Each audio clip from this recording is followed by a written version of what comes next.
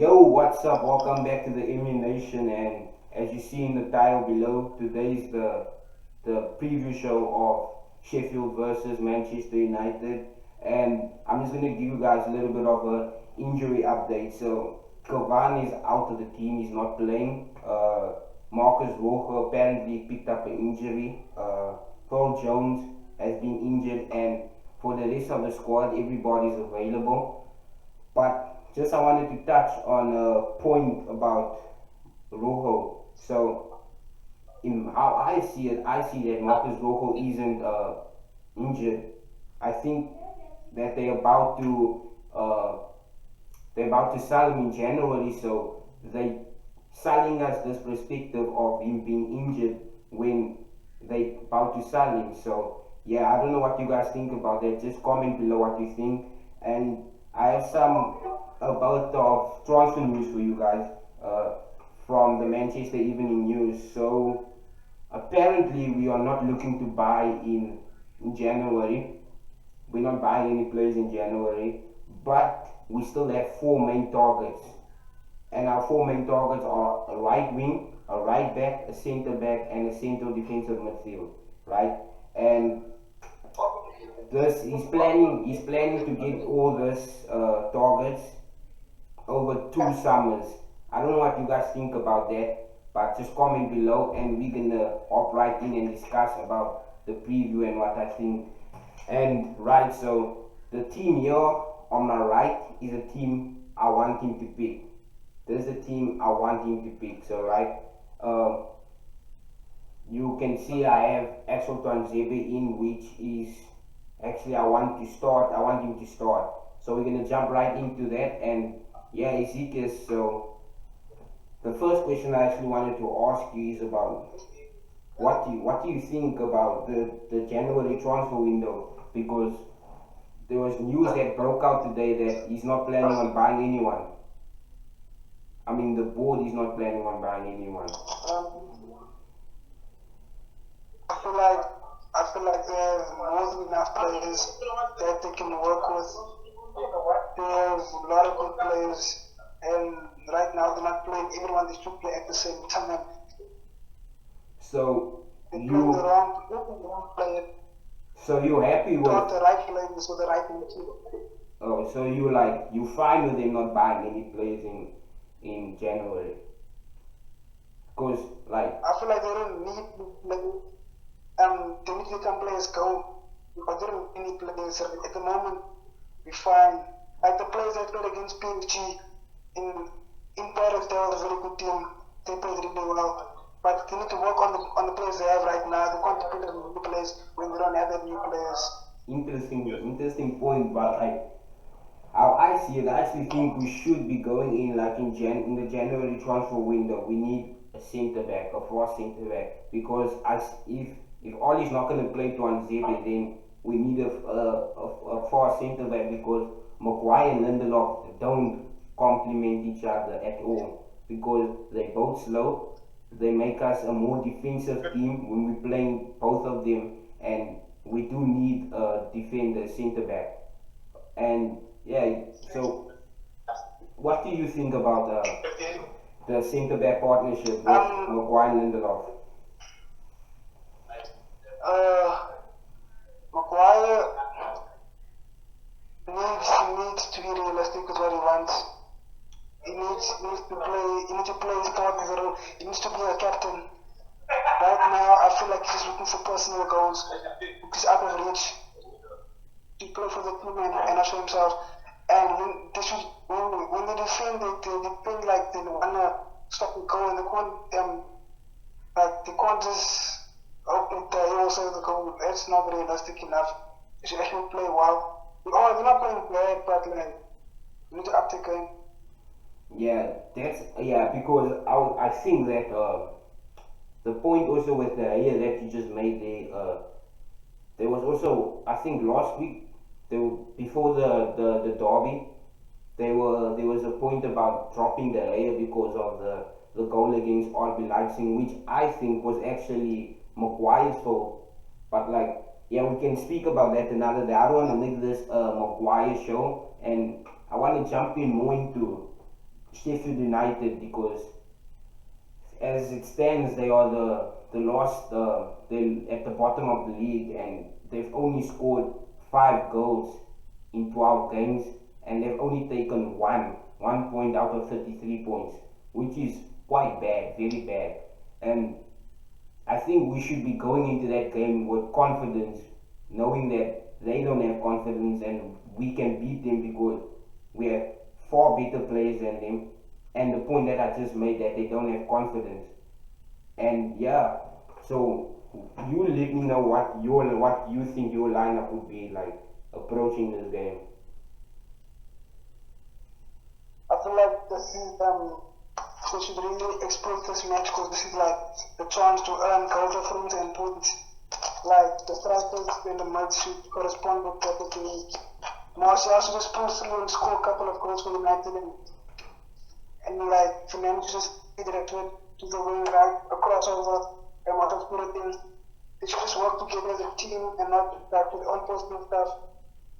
Team should just come through because this is like one of the not easiest games but like the games where you can be able to earn points and goal difference.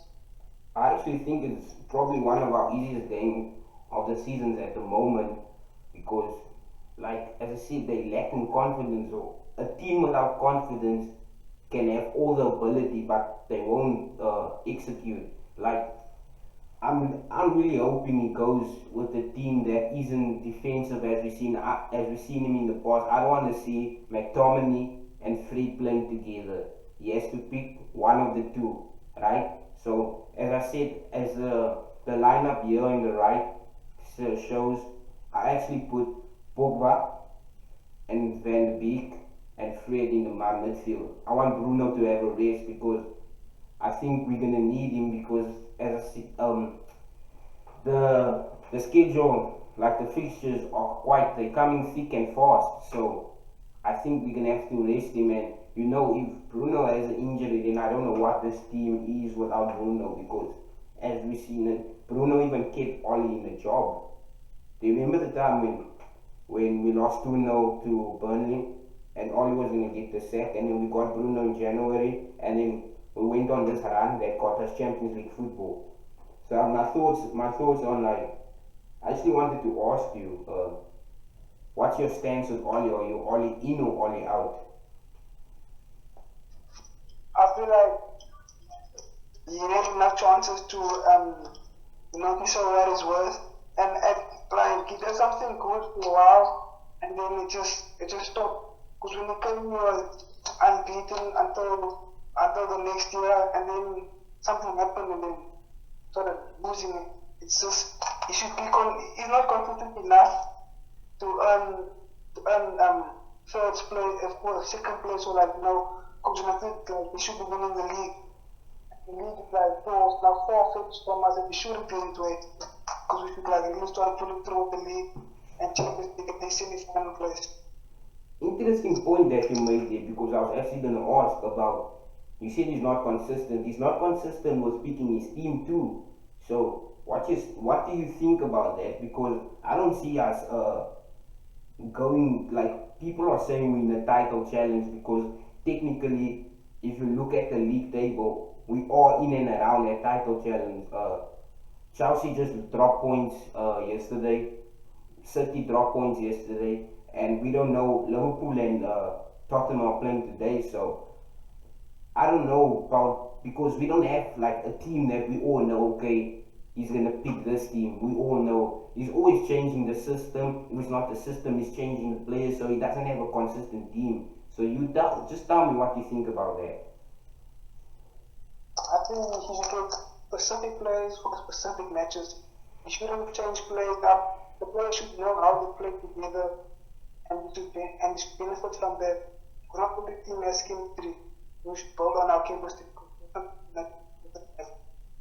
Only certain players can perform, but not everyone performs at the same time. And that doesn't make like any difference to what you're trying to do this team. Yeah, and there was also another thing about like Oli that I felt that he's quite a lucky manager, right? Because on a normal, if this was like a normal season, with that 6-1 that we got to Spurs, the loss to Crystal Palace, the loss to Arsenal, and now this fact of being out of Champions League too. I really think we would have been under pressure, but just because how the season's gone and all these weird results that we are getting is, I think it's quite lucky that he's still in the job, because for me, I feel Oli shouldn't get a contract, like renew his contract, until we should see what happens at the end of May, and then we decide if we're gonna keep him, because I don't think he's the man to take us forward, and that's just my opinion. So what do you think about Oli, like in the long term, like not based on this season or only, like in the long term? Do you think he can bring us back to the glory days of winning Premier Leagues and things? If you just work on his players that he has, shouldn't force to buy players like Sancho. I think we should just bit about Sancho, work on the players because we have good players like Daniel James. He's prospect. He's very prospect to be a star one day. We just work on him. I feel like by the end of May, if you're not top four, then Oli should leave. If you're not top four, you should leave by the end of May. That's facts. Yeah, actually, yeah, that's what I think. Even if he gets top four, for me, like, he should leave, like, he should go, because I think if he gets top four and he leaves, he's gonna earn the respect, more respect from us. He's still gonna have that love. But, like, if he gets sacked, then I don't think it's gonna damage his status as a legend, but like we always gonna remember him as that he got sacked. Other than getting us top four, settling the boat for the next manager to come and kick on, and we will remember him as the person who left the foundation for us to build from. Because actually that was what they brought him in for.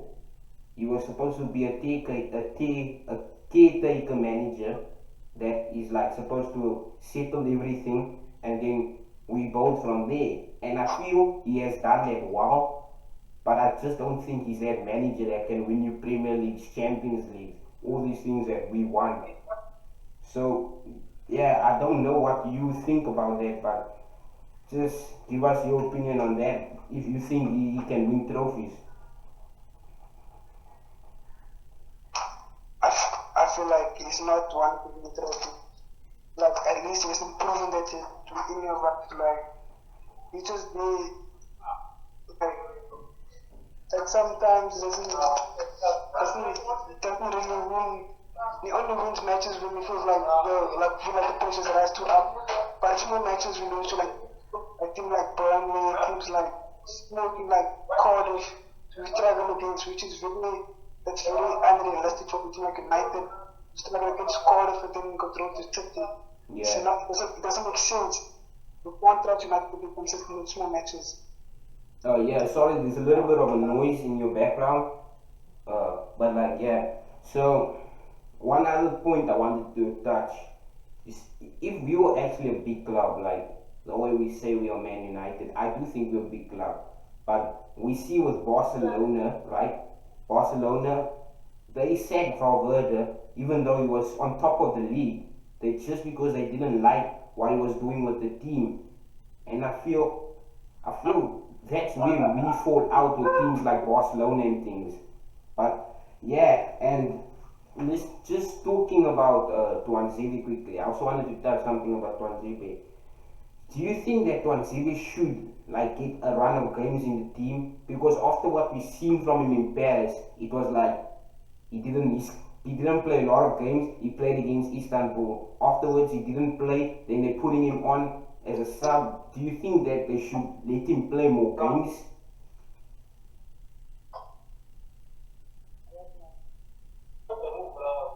Sorry, is it because you get the question? Can you please repeat the question, please? Oh yeah, I said, do you think Tuanzebe should get a run of games in the team? Because we seen him in Paris, we seen how good he was, but afterwards we didn't see him again for another long time. So what's your stance about that, all of that? Because I really think if we can get one Zebe in the best of form, he's good enough.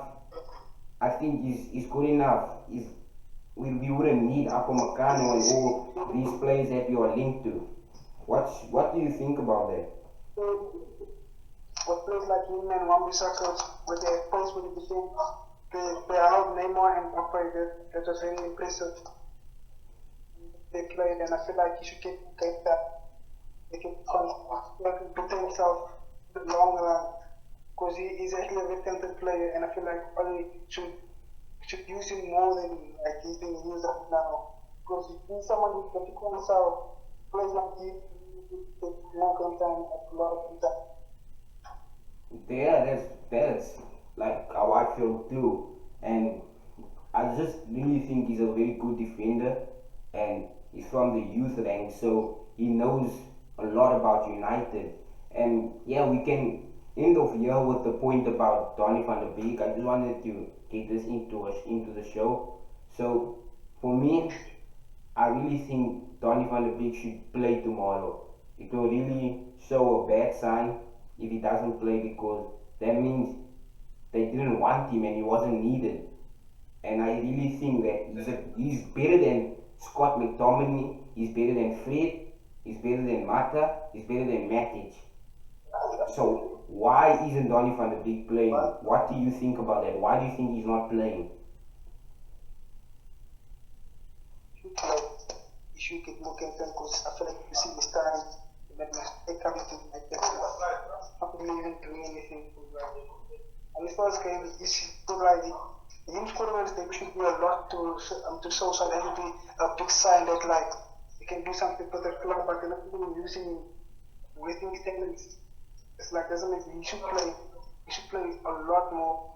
This is really a waste of his talent and the money they wasted on him. He's not getting game time. Yeah, very interesting points. Like always, it's very good to have you on the show. And yeah, that's been Ezekiel and I've been Gypsy. And please, if you're new here, hit the subscribe button, like, share, and comment, and peace.